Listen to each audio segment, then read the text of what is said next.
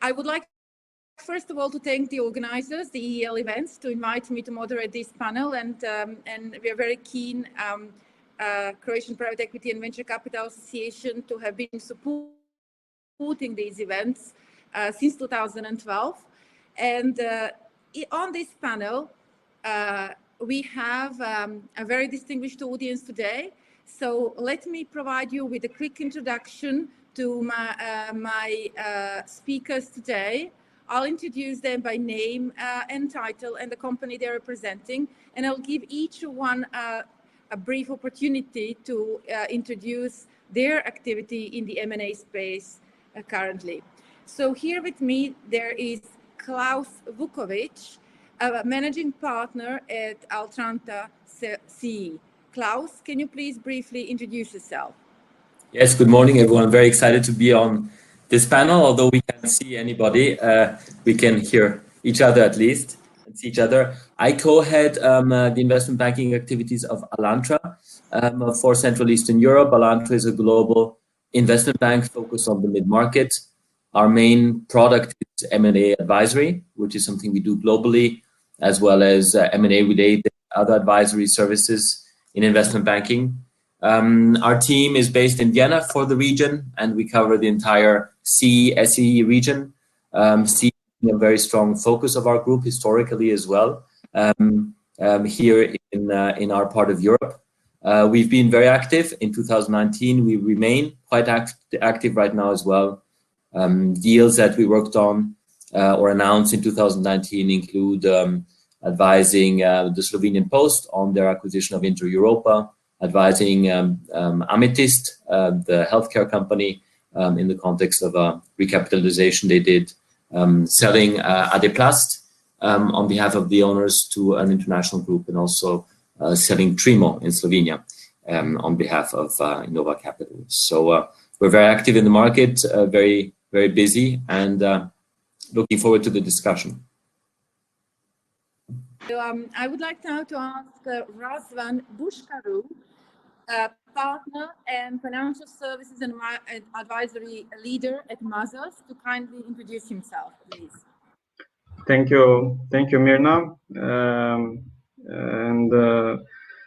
good morning, everybody. It's a pleasure being here. And as Klaus said, it's a very strange feeling, because I know a lot of people is watching, but digitally, we are together. But I'm just speaking in front of a video screen. However, it's something I think we have to get familiar with for a longer period of time than expected. I'll try to keep it brief, Mirna. So I'm a financial services and advisory leader in Mazars, Romania, leading the deal advisory team locally. As you may well know, Mazars' M&A practice has grown significantly during the last years, reaching around 1,000 specialists, around 40 countries. M&A activities being one of the strategic directions of the Mazars group globally. I have assisted quite a great number of deals lately in the last years, both locally and regionally, together with my colleagues from other offices, focusing mostly on financial and tax diligence for the buy-side process, as well as assisting in sell-side opportunities or valuation. I think our range of clients, it's both from mid-market to international and large corporate private equity funds. We are working very well with a great number of funds. Many of our contributors and our participants to the events have been or are still our clients.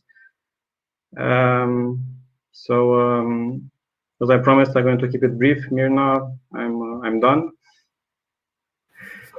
Okay, so my name is Dan Farhasanu. I'm a country director for Resource Partners. Resource Partners is a private equity fund focused on Central and Eastern Europe.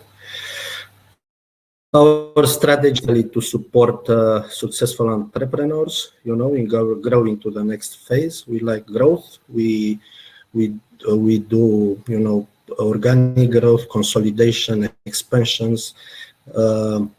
We have office in Warsaw. We cover the region from Warsaw. Since our inception in 2009, we have done like 12 transactions and 11 add-ons. We have invested in Poland, Romania, and the Baltics. In terms of size and transaction approach, we indeed like majority deals. We have done also some minority deals, but we prefer majority. Our sweet spot is between 10 and 15. We can go beyond, or we can go below if it's something really attractive. And in terms of just short presentation of myself, I'm in private equity since 2007, and prior to that, I worked for a consultancy firm and Big Four. So I try to keep it brief. And again, thanks to the organizers for inviting me in this distinguished audience with my fellow colleagues. Okay, so I guess that leaves me. I think we may have lost the connection with our moderator. So just to keep this going, Leszek Muzyczyn. I'm a partner at Innova Capital. Innova is a mid-market fund focused on Central and Eastern Europe, headquartered out of Warsaw, but very active all over the region. We're just investing our fund number 6, which is a 300 million euro vehicle. And over our now 26-year history, we've invested more than €1 billion in Poland, Romania, Slovenia, and other markets in the CE region.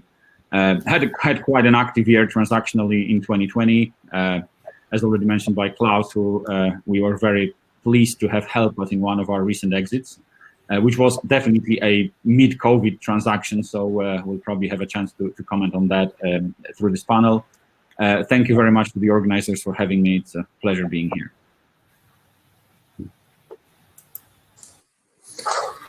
So since Mirja seems to still have problems, I guess we should probably start on our own.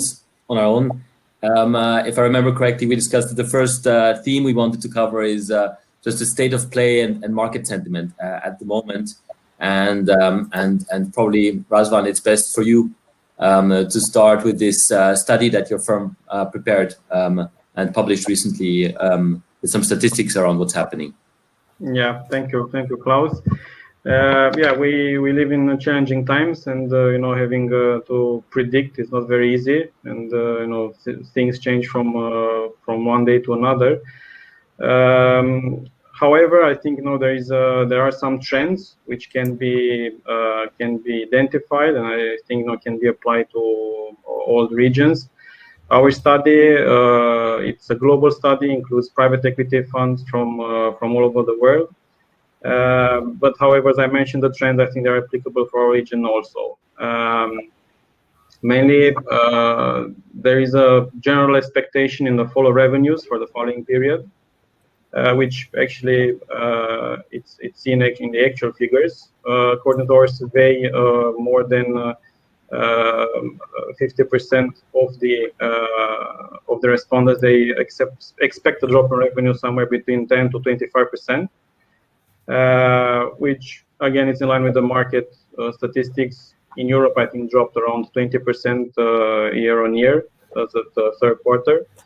The exit strategies are a little bit delayed, and it's something my fellow panelists can confirm or not. But they seem to have been delayed for most of our respondents for a period from 6 to 12 months. The majority, more than 70%, they agreed, this is something they will postpone in the near future. And also in terms of opportunities, market seems to be open.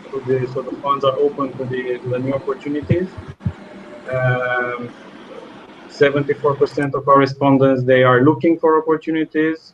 They are optimistic in terms of what how they're going to proceed going forward. When new acquisitions, new bolt-ons, 45% of them, they are on the loop. There is also an interest in distress opportunities, even from funds which are not from turnaround funds. However, the focus, I guess, is on resilient businesses during this period, and keeping an eye on these potential distressed opportunities, but not it's not I wouldn't say it's a focus. I think it's more of an interest and of a lookout to see what happens.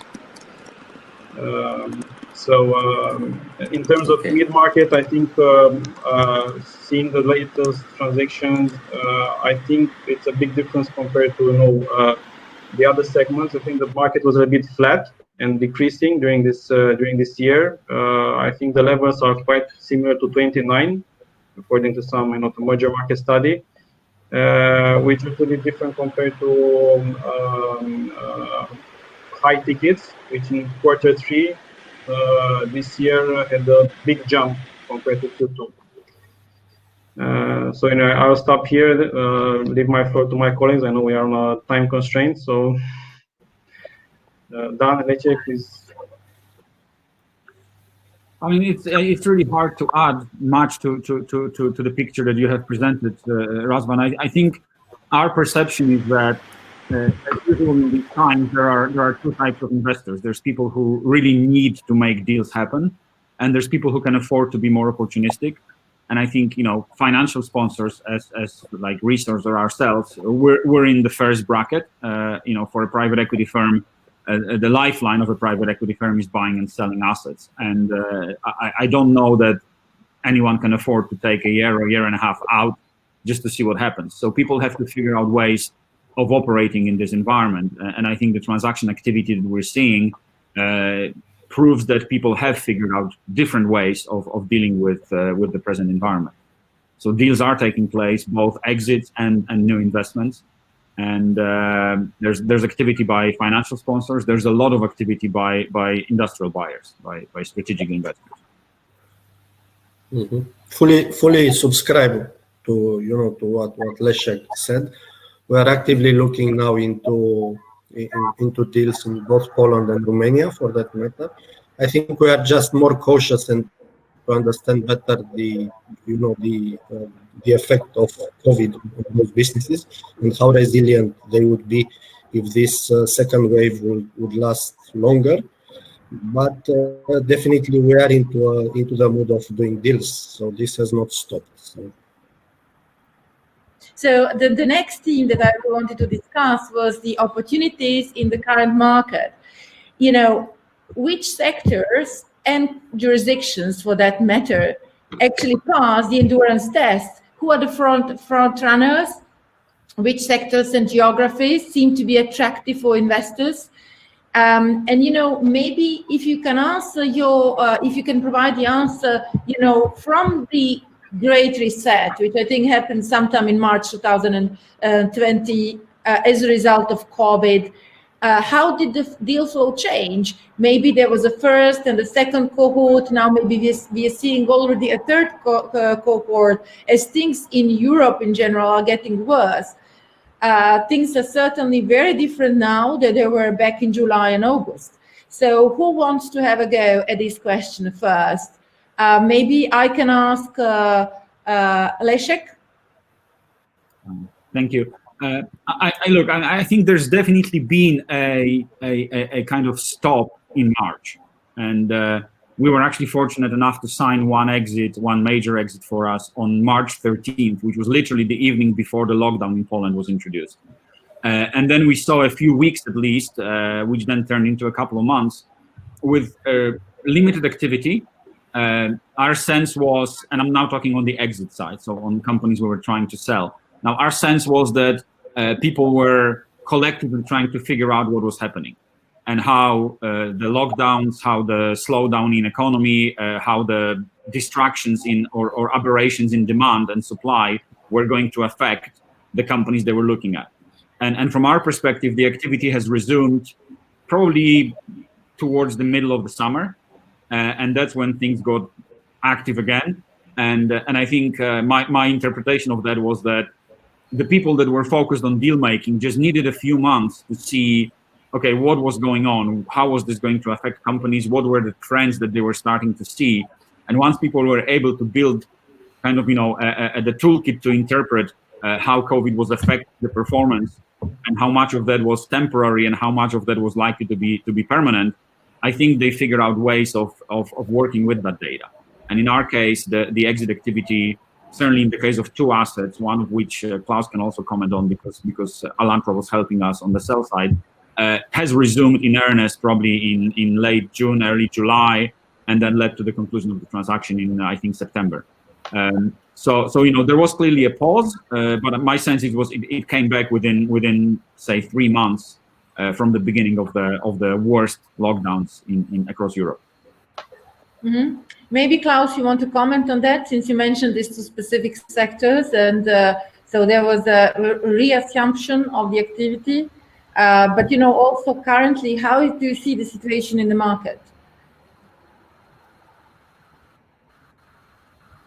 I cannot hear you, Klaus.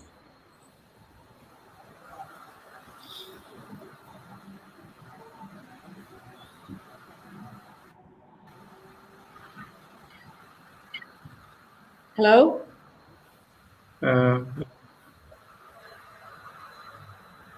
Technical issues? Technical issues.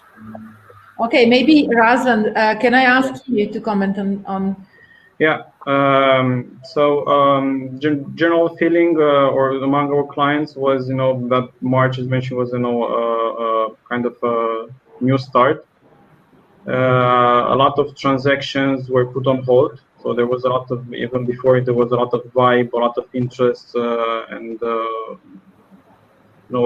good year being announced. However, after March, there was a slowdown.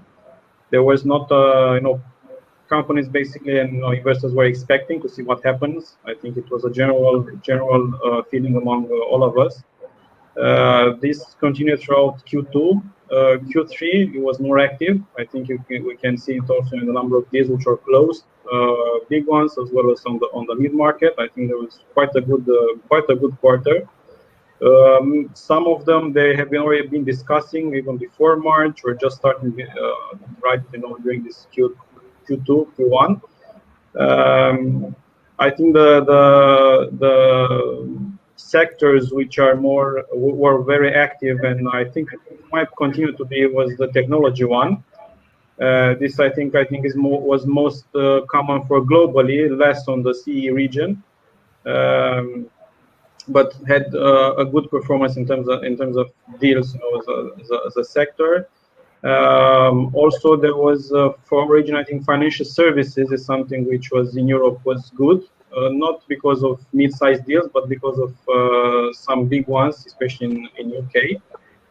Industrial and chemicals also performed quite well, with the exception of course, the automotive, which is something a sector which is under pressure during these times. And I think this is very important. I think that on global, maybe the all-in performed quite well, but some individual industries, they were more affected than the others.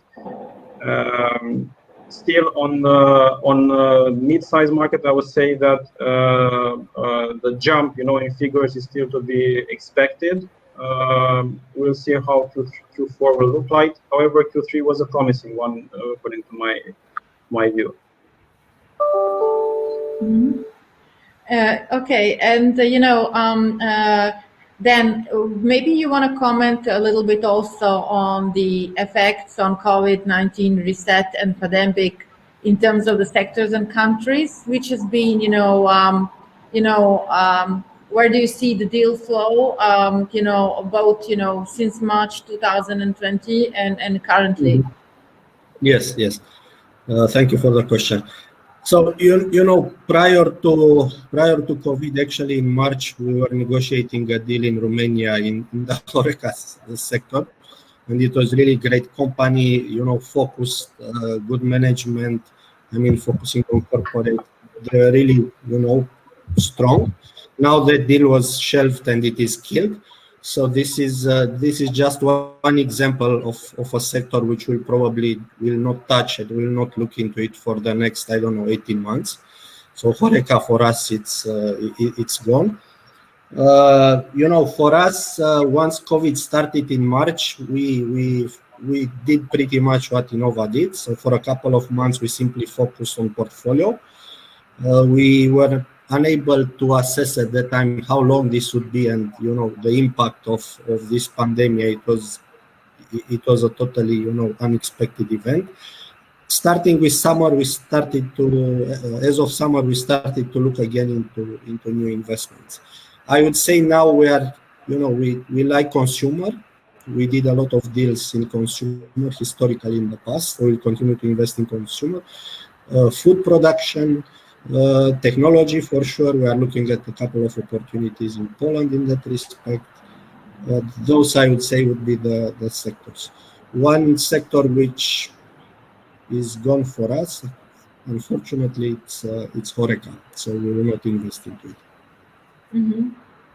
Okay. And we also like retail and specialized retail, which again I think it's a no-go for some time now. This current very uncertain environment, why do you think a strategic investor is much better positioned compared to financial investors? Here with me we have, both Leszek and Dan covering the, being representatives from the financial investors, private equity funds, and Razvan, and if Klaus will be able to join our M&A advisors. And so why do strategic investors have a huge advantage compared to financial investors at the moment to be able to do the deals? Maybe I'll ask this question first to Razvan. Okay, thank you. Yeah. Well,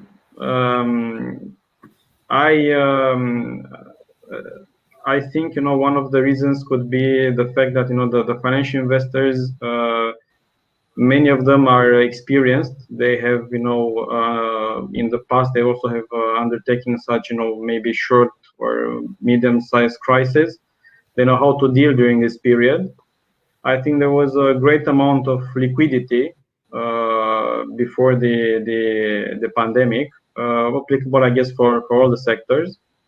And I also believe the corporate, the strategic investors are more prudent because they tend to look more into their business.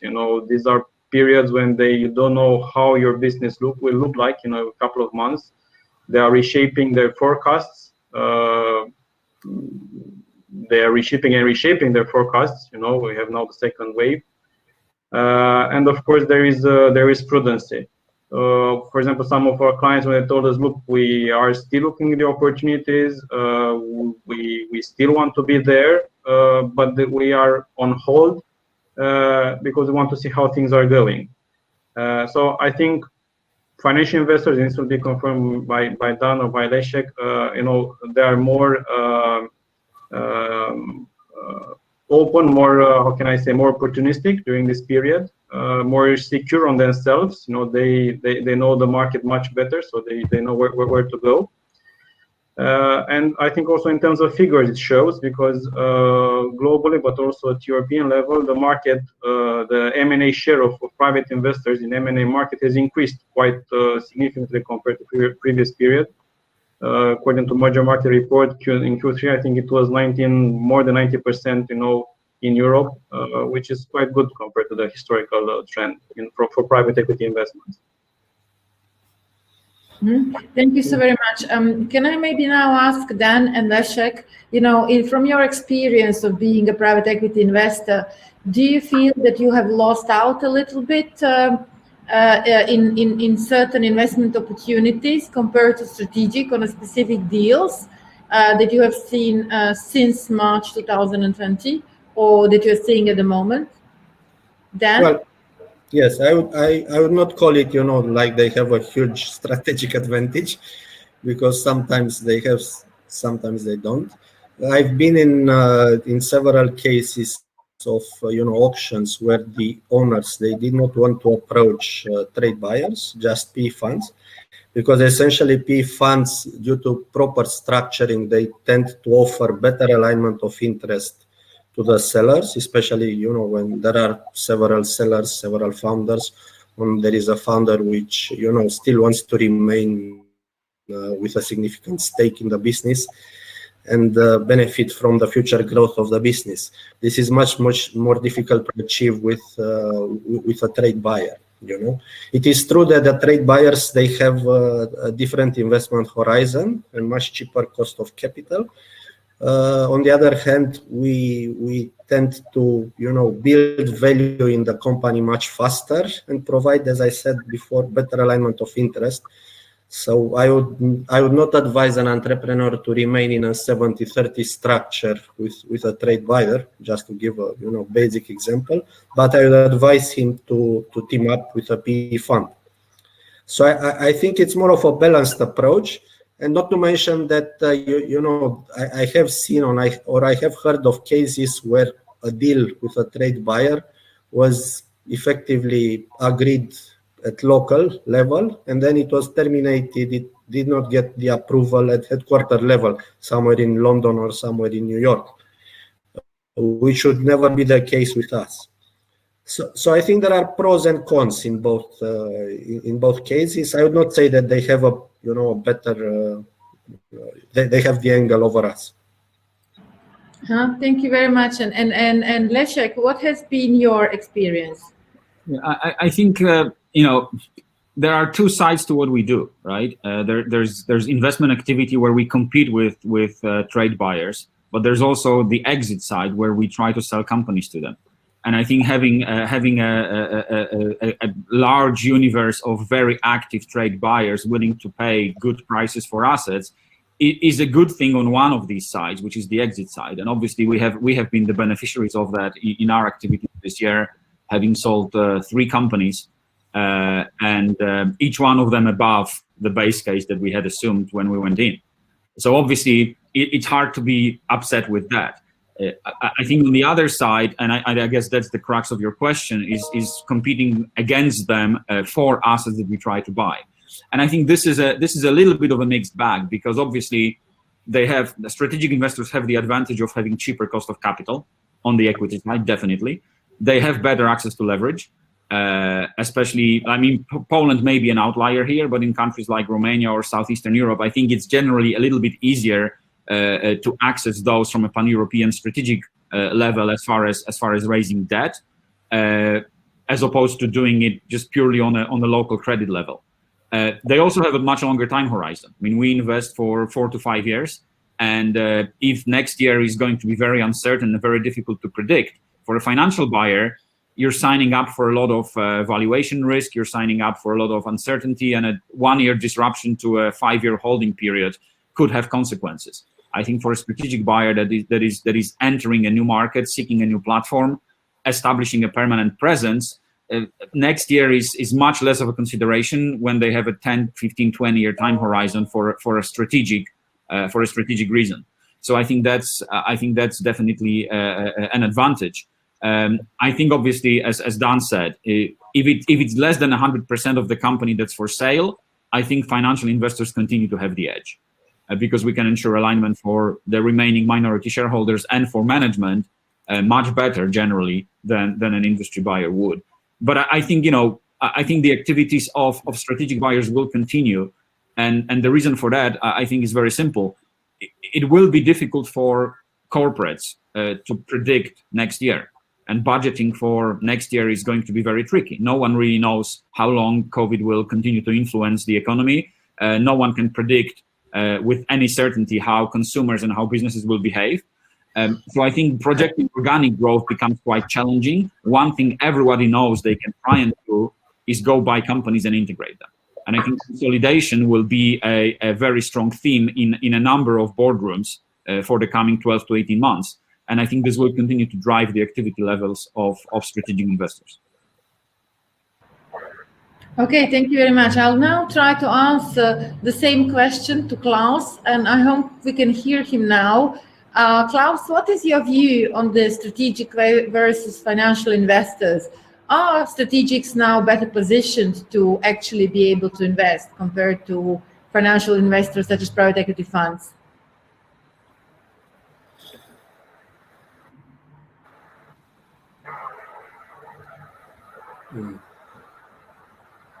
Are you talking or Klaus? And Unfortunately, we cannot hear you, Klaus. Okay, maybe we'll just go to another topic, and that is the topic of the practical implications of M&A deal making in current environment. So, how do you actually, in this entire new resetted world, do the actual deal? Can the virtual replace the physical? How do you deal with all the COVID-19 restrictions in this small and fragmented market? Because in contrast to larger countries that also have their own issues, such as Germany or France or UK, the markets of Southeastern Europe are really spread across geographies, and everybody is more or less assuming the regional view, being based in one of the jurisdictions, but having to also travel to all of that. So to what extent is this impediment? How did you solve it? And can you do all by virtual, not without the physical? Who would like to tackle this question first? Well, I'm happy to try. We've looking back 12 months, we have completed 6 transactions, 3 exits and 3 new investments, and it's obviously a very different experience, right? Business travel is very much constrained.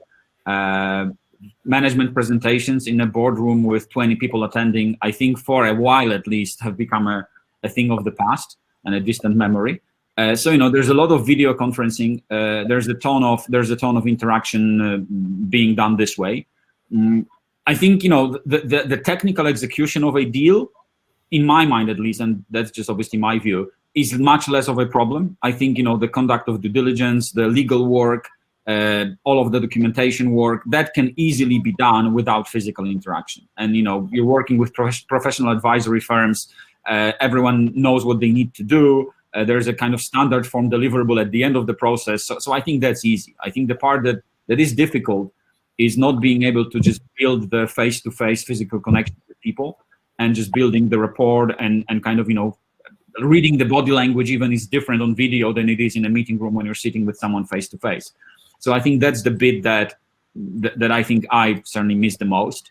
Having said that, I think what we have now in terms of the video conferencing, it's become incredibly easy and incredibly efficient, and I think it has become an acceptable replacement.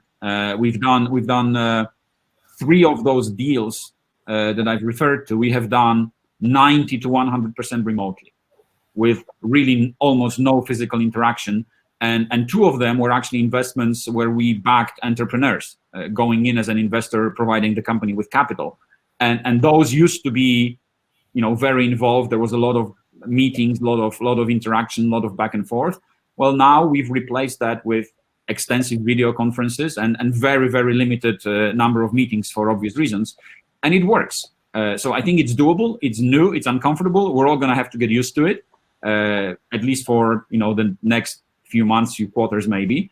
But our experience is that it can be done.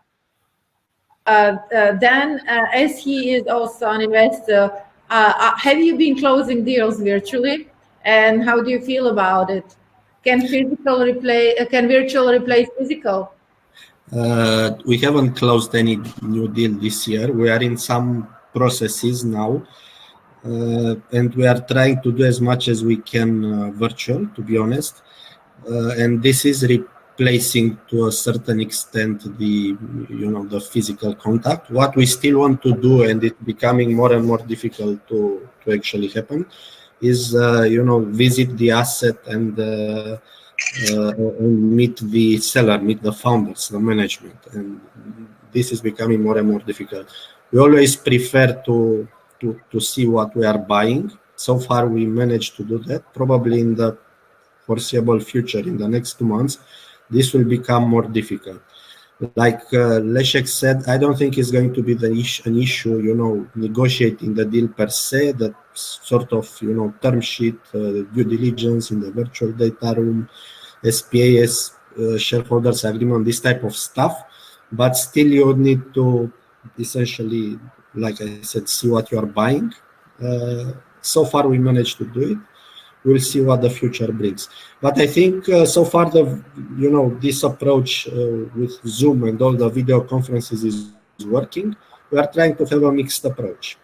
This is in if I may, yes, if I may jump in, and I was hearing a lot of what was said when I couldn't be heard or seen. I mean, I think all of this boils down to one fundamental issue, which is, investors want to buy companies that they understand and buy into management teams that they trust, right? And when you are a strategic, you know the sector very well, it's easier for you to get comfortable with the situation than if you're a financial investor. When you're investing in a large country that if you're based in the UK or Germany, that would be maybe the UK, Germany, France, that's easier for you than to invest in a country that's far away, that maybe you just personally don't know so much. So this is where CE, SE become relatively disadvantaged compared to some geographies in Western Europe, maybe. And the third thing is really meeting the people involved. And we've closed deals, we've gotten deals through a process virtually to a very large extent. But at the end of the day, including in the deal we did with Leszek and his team as well, you need to go there, you need to meet the management team, you need to kick the tires. And I think there are very few exceptions to that. And if you can't do that, it's difficult. And this is more relevant in smaller countries that are further away than in closer countries. And it's also more difficult to travel to those countries than to the ones where you're maybe based in or where maybe you have colleagues sitting in. So I think this is the relative challenge, and this won't go away very quickly. So I think process will just need to be more nimble, more well-prepared.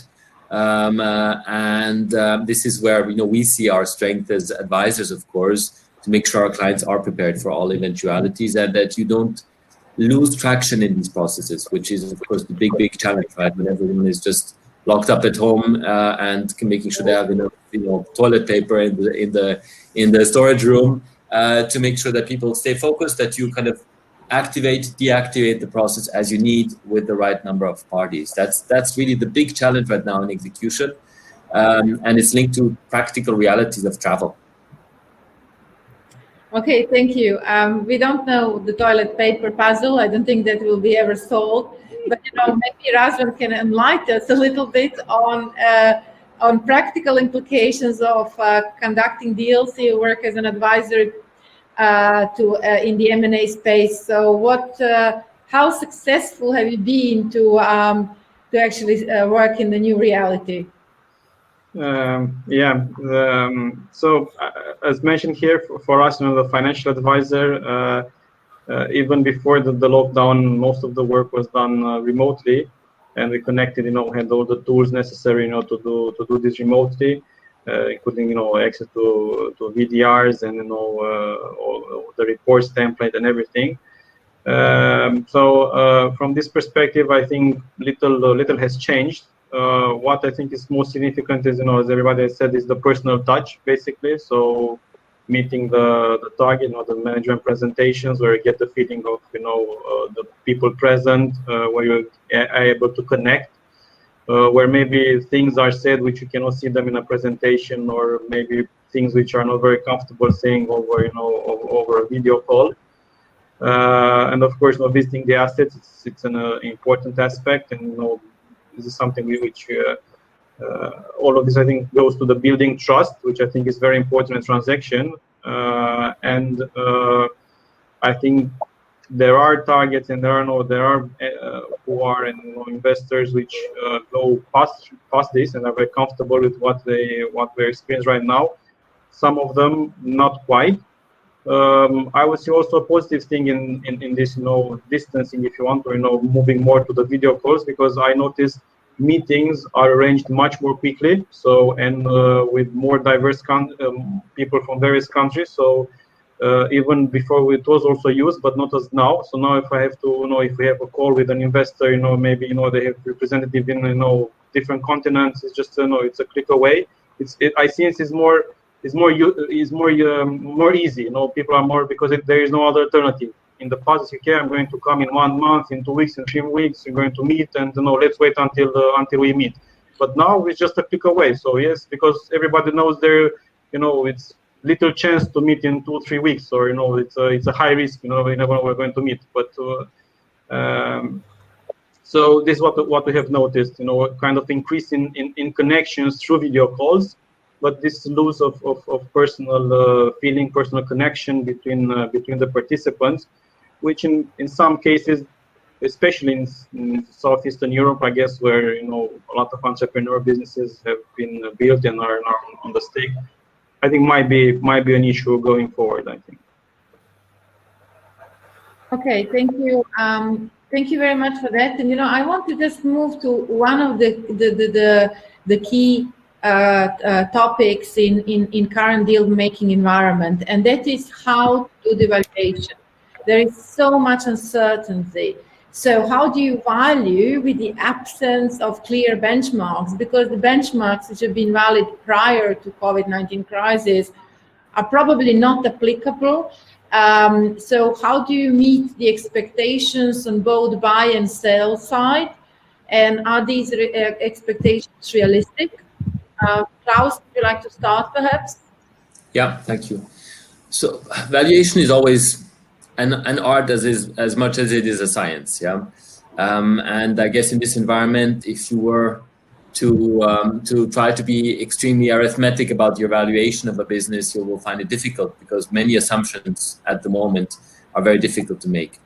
At the same time, we see that good businesses still get sold for good valuations, some even for very good valuations, because there is a willingness of investors, both strategics and financials, to still invest now. And if you are a well-prepared, strong business, and you are somehow resilient to the entire coronavirus situation, you're actually quite attractive these days. Yeah, and if then the process can be engineered in a way that it goes through, that people gain the trust, that all of that can be done.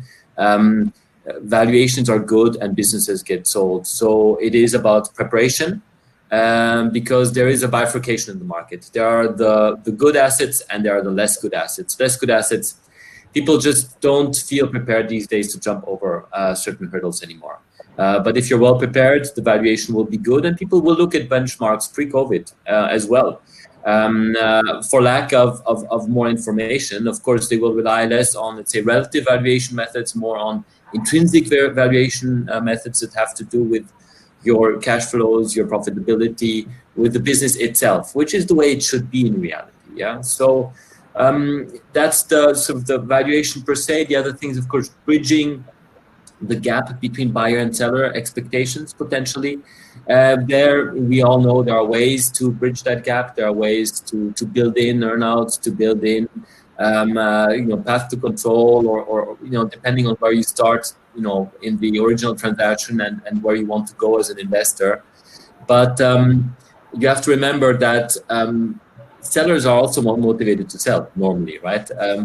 As much as buyers are motivated to invest. So if both sides actually want to get a deal done and have a realistic view of where we are right now, this is absolutely possible. And valuation has not been the stumbling block on the deals that we've had that fell through.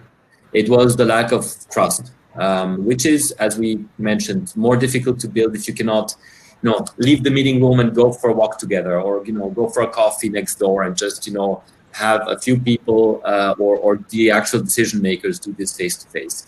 This is the challenge right now, rather than people being very far apart on valuation. Thank you. And Razvan, I would like to now ask you for this study prepared by Mazars that has been really well read in the private equity and M&A community, valuation in the time of uncertainty, where you have provided some of the recommendations how to deal with valuation issues when things are really uncertain. Can you maybe comment on that? Yeah, well, we are in certain times, and of course, valuation is not easy. There is, as Klaus mentioned, a big difference between good targets versus less positive or ones with potential issues. So it's much more easier to make a valuation for a business which is not going, which is in a sector which it's also thriving during this period. So, and you can use something, more reliance on the history. It's much more difficult to go to a business which maybe they are not performing well during this period. How you make the valuation, I think it's not one method that you should apply to in all cases. I think it depends on the industry, depends on the business, on the targets.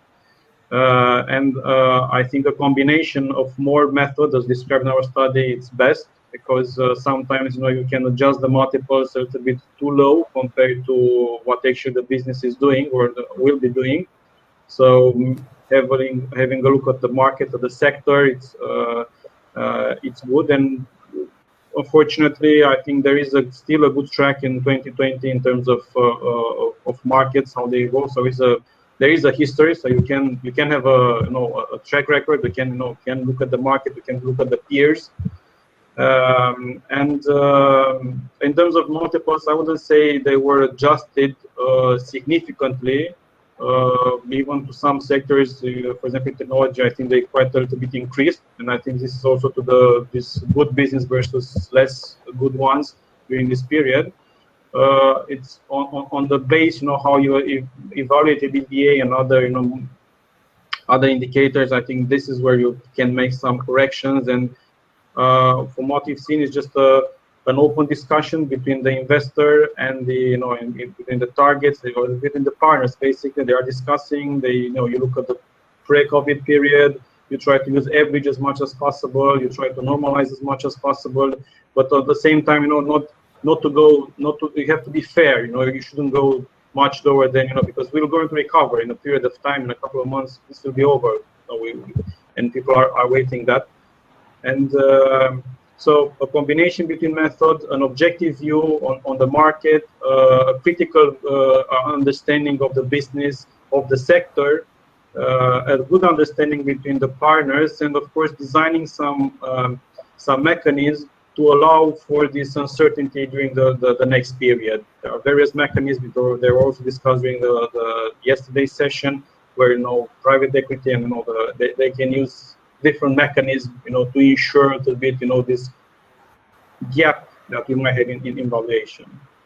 Okay, there is one theme that is extremely important, and I want to very briefly touch upon it. So I wanted to ask both Leszek and Dan just to comment, how available is leverage nowadays? Can you actually structure the deal with bank debt? Are the banks willing to lend? Leszek, very brief, 1 or 2 sentences. Very short. I think banks are willing to lend to selected assets in selected sectors quite aggressively, and they are being very hesitant in other sectors and other types of assets, just as much as equity investors. And I think valuation, to an extent, is a supply and demand question. There's no such thing as valuations coming down in a crisis. Valuations get polarized in a crisis. Good assets in good sectors get more expensive, including because banks are willing to lend into those transactions. I think assets that struggle to attract equity interest will very likely struggle to attract credit interest, and that's very logical. So we've had no problem raising leverage in Poland at all. We are doing a transaction in Romania where we have good visibility of raising leverage as well. It's more difficult in the smaller Southeastern European markets. Obviously, Poland is a very well banked, if not overbanked, market, so it's much easier. But I think generally for the right assets in the right sectors, leverage continues to be available. There will be more conservative leverage ratios obviously applied, but it is there. Okay, Dan, your brief comment on the leverage. We are leveraging deals in Poland. Poland is a more sophisticated market. We are not leveraging them, aggressively, but conservatively. But this is improving our returns. I would say for the large transaction, for above 50 million, for mid to large cap, for sure you need to leverage the deals, because then it doesn't make sense. But then you either go to in a country like Poland, you have several options, or you go to Vienna and you can raise the debt. If you want to invest in the range of 10 to 15 million euro, then it's more difficult, because you have to go to the local banks, and the local banks, they don't know the product very well. In Romania, as I said, there are maybe 2 or 3 banks which can do this type of leverage buyout transactions, not more. Probably in the other countries in Southeastern Europe even less. So leveraging smaller deals, it's more difficult, and in some cases you simply have to do it with equity. If you have a 5-7 million euro of equity, then it's a different structure. You assume different type of growth scenario, and then you might want to do it purely with equity. If there is a bigger size, if the enterprise value is 30, 40, 50 million euro, then you have to do it with debt. But then probably you will raise debt in Vienna, not in Romania, or not in Bulgaria, or not in Serbia. This would be my point here.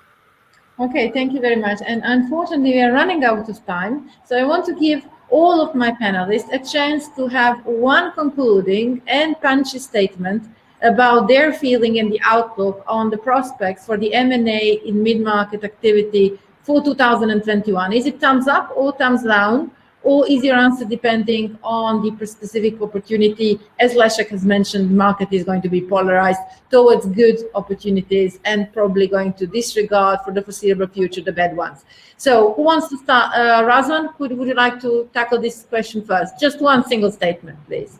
Okay, so the most difficult one. So thumbs up or thumbs down? It's very simple. I think always optimistic. So we should be optimistic. I think there are good grounds for an M&A market to continue, even to increase. But anyway, at least I think there are good opportunities in the market. Okay, there will be polarization for sure. There can be good targets, good sectors, and less ones. But opportunities are, and I'm hoping the private equity fund will be still active, because there are.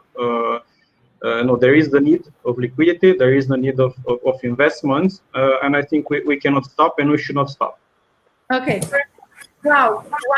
Thumbs up or thumbs down? Up. Prepare. There are just two words. Prepare. And actually, it's one word. And hire the right advisors. Take your time, and when the time is right, push the button and go ahead. Excellent. Leszek? We cannot hear you, unfortunately. I'm sorry. I was just saying thumbs up from me. I think the market is full of capital, and human beings have an amazing ability to adjust. And I think we will adjust. We'll find a way, and passage of time will cure all the inefficiencies that we see right now. Okay, and Dan? Thumbs up. So we see good opportunities coming back in the market. I would say we are cautiously positive. I would think that the market will recover. So we'll continue to be in investment mode. Okay, perfect. With that having said, as we are so bullish and optimistic on the mid-market space, may I kindly ask you just to put this thumb up so we can have a group photo, we can publish on our social networks, so to make sure that we send a message. I think that we have conveyed a very optimistic outlook on the mid-market M&A activity, and thank you all. Thank you. Thank you. Thank you all. Bye. Bye. It was a pleasure. Bye.